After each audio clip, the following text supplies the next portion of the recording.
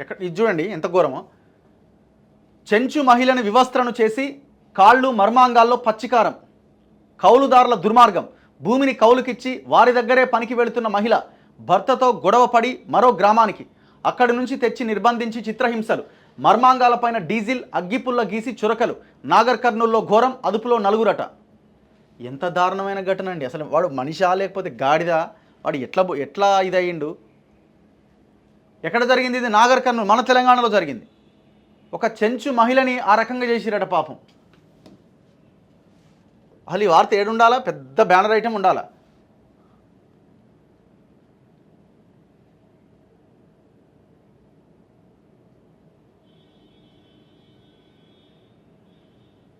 ఇక ఒక చెంచు మహిళను నిర్బంధించిన ఆ కౌలుదారులు అత్యంత క్రూరంగా హింసించారు.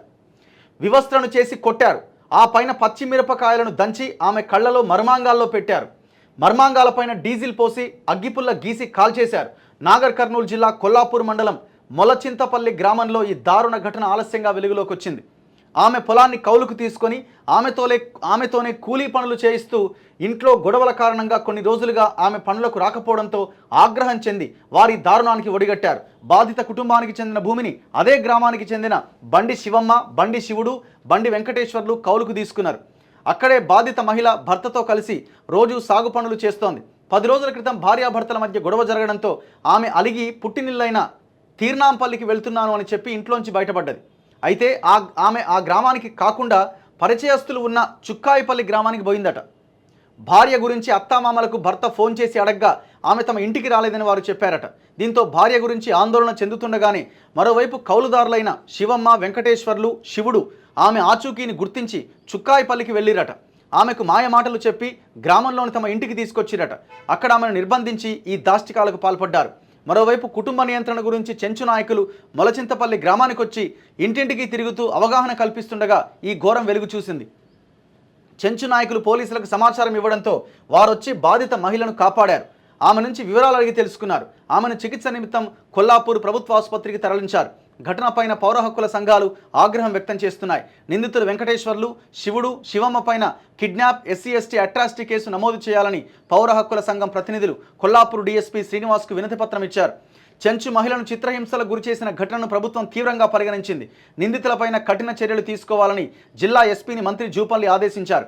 చెంచు మహిళపైన దాడి ఘటనలో 3 నిందితులతో పాటు బాధితురాలి అక్క, బావ కూడా ఉన్నట్లు DSP చెప్పారు. వీరిలో ఇప్పటికే 4 అదుపులోకి తీసుకున్నట్టుగా సమాచారం. ఎంత ఘోరమైన విషయం అండి ఇది.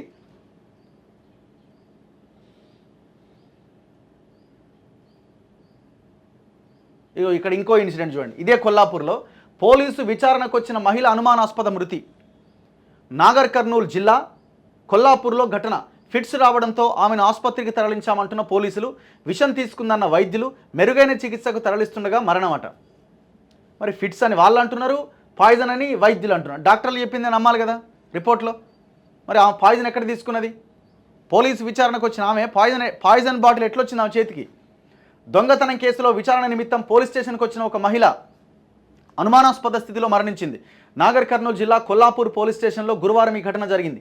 కొల్లాపూర్ SI రిషికేష్ కథనం ప్రకారం జిల్లాలోని చిన్నంబావి మండలం వెంటూరుకు చెందిన లక్ష్మి కొల్లాపూర్లోని సాయికృప ఆసుపత్రిలోని మందుల దుకాణంలో పనిచేసేది. ఆసుపత్రి నిర్వాహకులు 6 నెలల క్రితం లక్ష్మి పైన దొంగతనం కేసు పెట్టిరట. ఈ కేసు విచారణ నిమిత్తం పోలీసుల పిలుపు మేరకు లక్ష్మి గురువారం కొల్లాపూర్ పోలీస్ స్టేషన్కి వచ్చింది. స్టేషన్లోకి వచ్చి కూర్చున్న కాసేపటికే లక్ష్మికి ఫిట్స్ రాగా పోలీసు సిబ్బంది ఆమె చేతికి తాళం చెవులు పెట్టి అంబులెన్స్లో స్థానిక ప్రభుత్వ ఆసుపత్రికి తరలించారు. లక్ష్మిని పరీక్షించిన వైద్యులు ఫిట్స్ కాదని, బాధితురాలు విషం తీసుకుందని అనుమానం వ్యక్తం చేసి జిల్లా ఆసుపత్రికి తరలించాలని సిఫారసు చేశారు. మెరుగైన వైద్యం కోసం నాగర్ కర్నూలు తరలిస్తుండగా మార్గ మధ్యలోనే లక్ష్మి కన్నుమూసింది. అయితే లక్ష్మికి భర్త, కుమార్తె ఉన్నారు. ఆసుపత్రి నిర్వాహకులు దొంగతనం కేసులో తనతో పాటు కుటుంబ సభ్యుల పేర్లు కూడా చేర్చడంతో లక్ష్మి తీవ్ర మనోవేదనకు గురైందని ఆమె కుటుంబీకులు చెబుతున్నారట. ఏం అన్యాయం ఇది? ఇప్పుడు దొంగతనం చేస్తే చట్టం ఉంది, కథ ఉంది. ఆమె ఏం దొంగతనం ఏముందాడా? ఏమన్నా వేల కోట్ల రూపాయల దొంగతనం అదేమన్నా?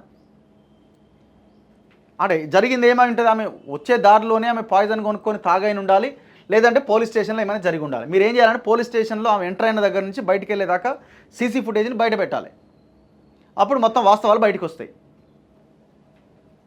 మరి ఇక్కడ కెమెరాలు పనిచేస్తాయో పనిచేయో సడన్గా